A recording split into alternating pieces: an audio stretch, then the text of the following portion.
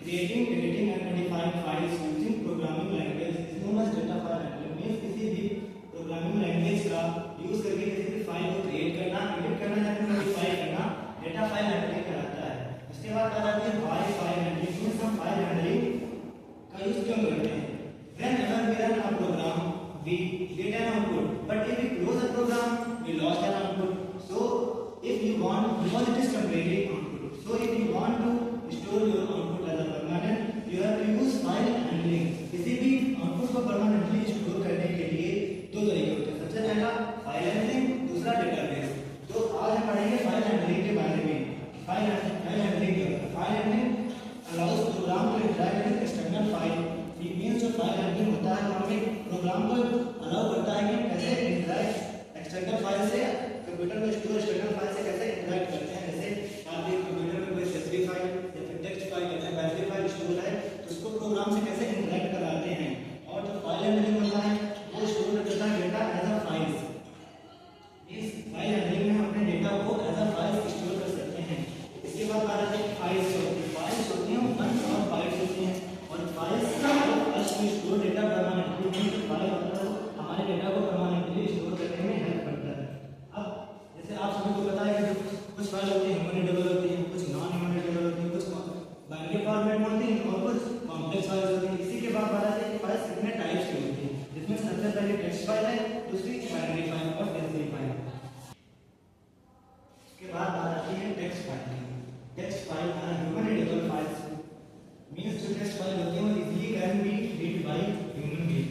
उसके बाद आता है file extension of text file होता है .txt। Text file easily can be open on read notepad and you can see the content of text file. These files do not have any binary data, so they are very simple.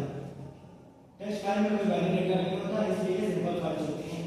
अगर आपको कोई भी data file में store करवाना है तो उसके लिए सबसे पहले उस फाइल को ओपन करना पड़ेगा।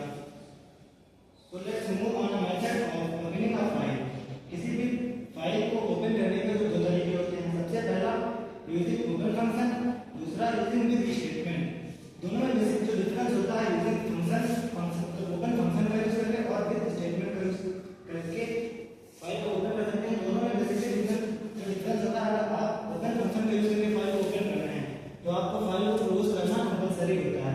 लेकिन अगर आप विद स्टेटमेंट का यूज करके किसी भी फाइल को ओपन कर रहे हैं तो फाइल को क्लोज करना कंपलसरी नहीं होता है और ये फाइल ऑटोमेटिक क्लोज हो जाती है। अब आ जाती है कि फाइल को कैसे ओपन करते हैं।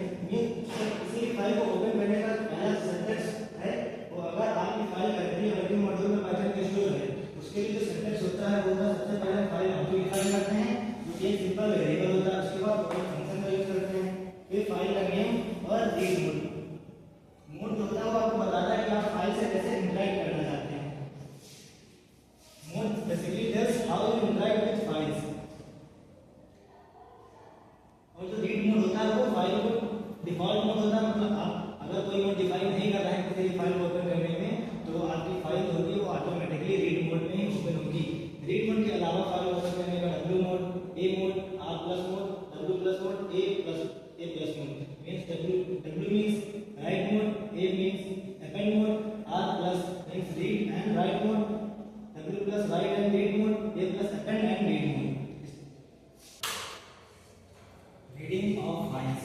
Reading of file means extracting data line by line, word by word or whole file at a time। means किसी भी फाइल रीडिंग means किसी भी फाइल को रीड करना लाइन बाय लाइन या फिर word by word whole file at a time। उसके बाद बात आती है कि कुछ इंपॉर्टेंट पॉइंट्स रीडिंग ऑफ किसी भी फाइल को रीड करने से पहले रिमेंबर करने वाले पॉइंट्स हैं। सबसे पहले आपकी फाइल आपके कंप्यूटर में स्टोर होनी चाहिए। अगर आपकी फाइल पूरा कंप्यूटर में नहीं है तो पाइथन का प्रोग्राम एरर बताएगा। उसके बाद it is not compulsory to close your file while reading. Means अगर आपकी फाइल आप अपने प्रोग्राम फाइल को क्लोज नहीं करते हैं रीड करने के टाइम तब ज्यादा कोई प्रोग्राम का फर्क नहीं पड़ता। अब उसके बाद आ जाती है किसी भी फाइल को रीड करने के जो फंक्शन होते हैं 3 फंक्शन। सबसे पहला रीड फंक्शन होता है वो फाइल के n बाइट्स को सबसे पहले रीड करता है। अगर n 5 जैसा argument then it read n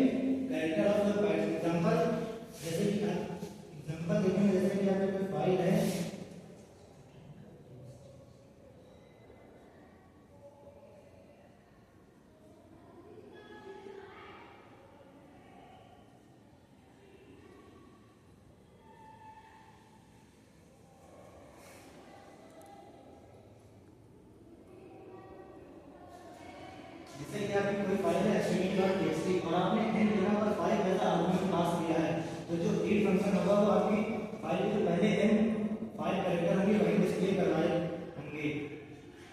इसके बाद जो रीड फंक्शन के डिफॉल्ट वैल्यू होती है -1, जिसका मीन होता है कि आपके अगर आप कोई वेरिएबल नहीं पास कर रहे हैं तो आर्गुमेंट तो रीड फंक्शन में पूरी फाइल रीड करके रिटर्न कर देगा। इसके बाद आ जाती है read line function. Read line function जो होता है वो यूज होता है सिंगल लाइन को रीड करने के लिए। अगर आप रीड लाइन फंक्शन में n ऐसा आर्गुमेंट पास करेंगे तो जो रीड लाइन फंक्शन है वो किसी भी लाइन में पहले n कैरेक्टर करेगा। जैसे कोई लाइन एग्जांपल में मेरे साथ कोई पहली लाइन है, किसी पोएम की पहली लाइन है, तो इसमें अगर आप 5 ऐसा आर्गुमेंट पास करेंगे तो जो रीड लाइन फंक्शन होगा केवल 5 कैरेक्टर को ही डिस्प्ले कराएगा प्रोग्राम के आउटपुट में। इसके बाद आ जाती है read line function. Read line function जो होता है वो एक फाइल को होल फाइल को रीड करवाने के लिए यूज होता है। इसमें सबसे इंपॉर्टेंट बात जो होती है वो ये होती है कि जो